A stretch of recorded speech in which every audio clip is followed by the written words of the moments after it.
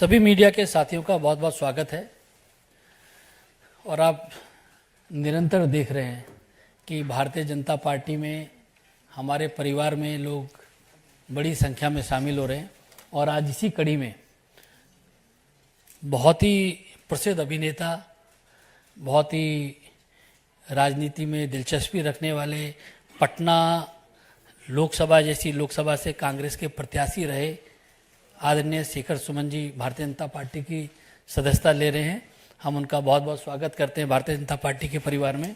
और साथ में बैठी हैं कांग्रेस की प्रवक्ता राधिका खेड़ा जी, जिन्होंने कल इस्तीफा दिया और उन्होंने बहुत ही ज्वलंत मुद्दों को भी उठाया जिसके बारे में वो बताएंगी भी। वह भी भारतीय जनता पार्टी में शामिल हो रही हैं। हम उनका परिवार में बहुत बहुत स्वागत करते हैं। और इस उपलक्ष्य में हमारे भारतीय जनता पार्टी के राष्ट्रीय महासचिव आदरणीय विनोद तावड़े जी हम लोगों के मध्य हैं। भारतीय जनता पार्टी के हमारे मीडिया के सह प्रभारी आदरणीय संजय मयूख जी हम लोगों के मध्य हैं। सर्वप्रथम मैं आदरणीय तावड़े जी से आग्रह करूंगा कि आदरणीय शेखर सुमन जी को पार्टी की सदस्यता की पर्ची और उनका विधिवत पार्टी में स्वागत करें।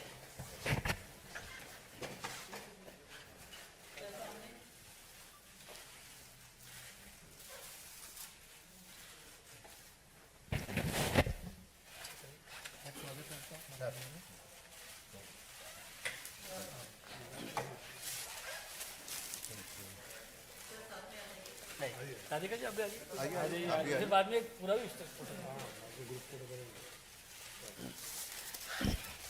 आदरणीय तावड़े जी से आग्रह कि राधिका जी को भी विधिवत पार्टी की सदस्यता दिलाए।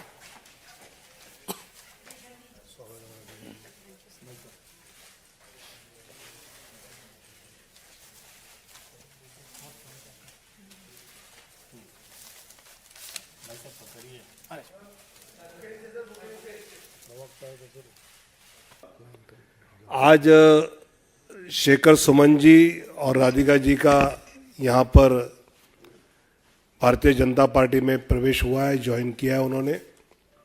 शेखर सुमन जी की तो लंबी फिल्म क्षेत्र की अपनी एक करियर है। बिल्कुल उत्सव से लेके हमने देखा है कई फिल्में उनकी हिट हुई है।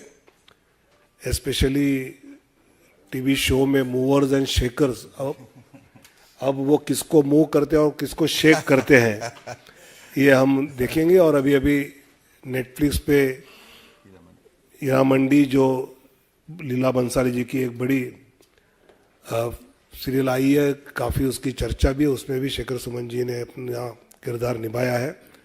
और मैं मानता हूँ कि ऐसे सफल किरदार निभाने वाले शेखर सुमन जी राजनीतिक क्षेत्र में आदरणीय मोदी जी के नेतृत्व में विकसित भारत के लिए जो भूमिका निभानी है वो पूरी तरह से वो बनाएंगे, ये मुझे विश्वास है। और हम उनका भाजपा परिवार में स्वागत करते हैं।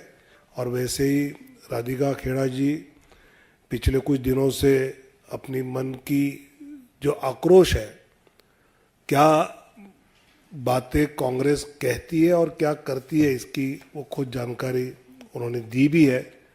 एक प्रखर प्रवक्ता के नाते उन्होंने काम भी किया है कांग्रेस में और उतने ही खुलकर अपनी बातें वो बताई है, तो उनका भी आज भाजपा परिवार में मैं स्वागत करता हूं। और इन दोनों की भूमिका माननीय प्रधानमंत्री जी के विकसित भारत के संकल्प में बहुत अच्छी तरह उसका लाभ पार्टी भी उठाई और वो भी योगदान देंगे, ये मुझे विश्वास है। आज मैं अगर आपके समक्ष यहाँ बैठी हूँ तो वो सिर्फ इसीलिए क्योंकि छत्तीसगढ़ में मोदी जी की गारंटी की सरकार है, जिसके संरक्षण में मैं आज यहाँ पहुँच पाई। वरना जिस तरीके से राम भक्त होने के लिए, राम लल्ला के दर्शन करने के लिए कौशल्या माता की धरती पे जो मेरे साथ दुर्व्यवहार किया गया और जिस तरीके का सलूक किया गया, मैं आपके पास नहीं पहुँच सकती अगर मुझे भारतीय जनता पार्टी की सरकार का, मोदी जी की सरकार का संरक्षण वहाँ नहीं मिलता। लगातार जिस तरीके से हिंदू होने का, एक सनातनी लड़की होने का, राम भक्त होने का मुझे सजा मिलती आई है कांग्रेस पार्टी में, लगातार मैं सहती आई थी।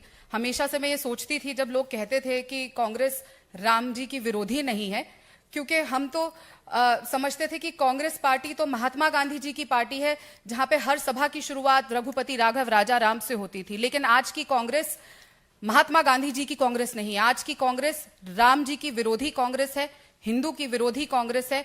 मेरी जननी जो खुद इतनी बड़ी राम भक्त है, जिनको लेके मैं रामलला के दर्शन करने गई, मेरा पूरा परिवार राम भक्त है। और जब राम मंदिर बना और मूर्ति की स्थापना हुई, जिस तरीके से हमने अपने घर में उसको मनाया, उसको लेकर जितना कष्ट भारतीय राष्ट्रीय कांग्रेस को हुआ, और उसके चलते जिस तरीके से एक षड्यंत्र मेरे खिलाफ रचा गया, और माता कौशल्या के धरती पे राम जी के ननिहाल में मेरे साथ जो दुर्व्यवहार किया, उससे पीड़ित होके आज मैं बोलते हुए भी ये कांप रही हूं, जब मैं उस पल को वापस जीती हूं।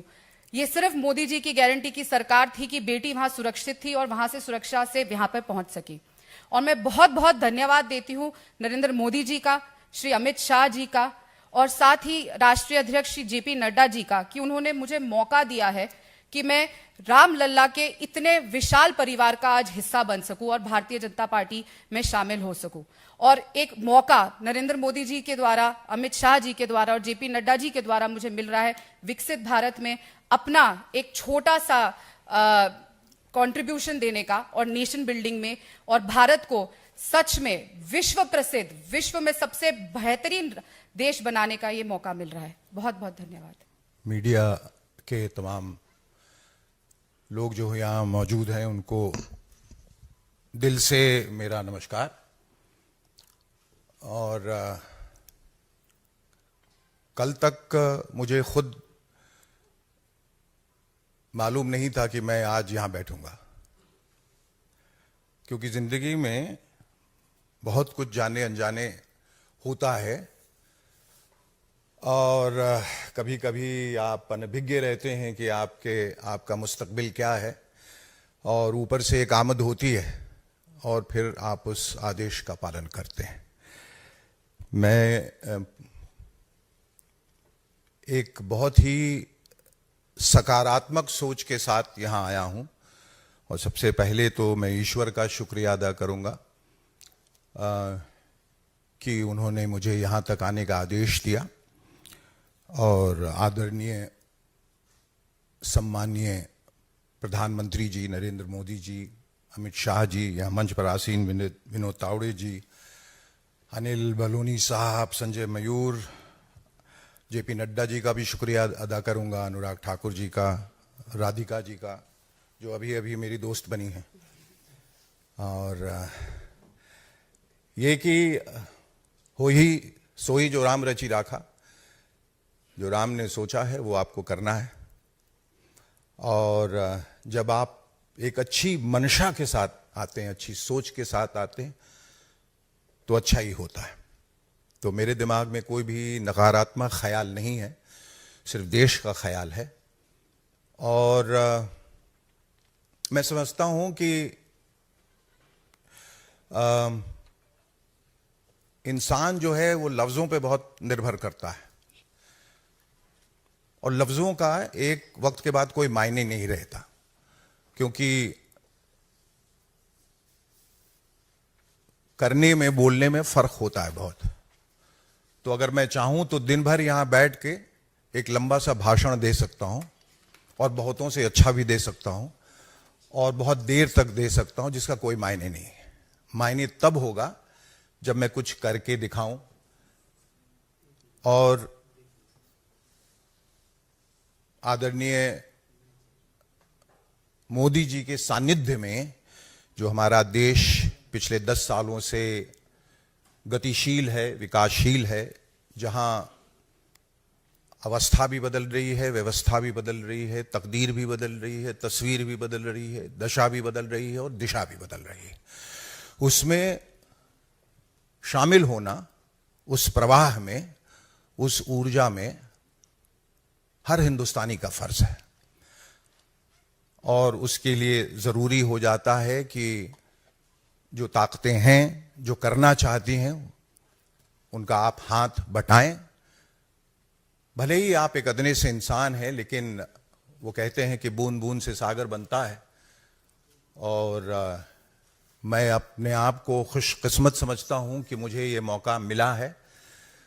और जैसा मैंने पहले कहा कि ज़्यादा न बोलते हुए उस वक्त की प्रतीक्षा में जब मैं कुछ कर पाऊंगा, और करके दिखाऊंगा, तब शायद कुछ बोलने के लिए रहेगा। इस वक्त ये कि मैं खुश हूं कि जो हुआ है अच्छा हुआ है, और जो आगे होगा वो भी अच्छे के लिए होगा। और एक ऐसे वक्त में मैं यहाँ आया हूँ ताकि लोग इससे पहले ये न पूछें कि आपके पास कुछ करने को नहीं था इसलिए आप यहाँ आए हैं। इसलिए मैं हीरा मंडी के हिट होने का इंतजार कर रहा था, और आज जबकि वो ग्लोबल लेवल पे इतनी बड़ी हिट हो चुकी है और मेरे पास वाकई वक्त नहीं था बंबई से निकलने का, काम बहुत बढ़ गया है,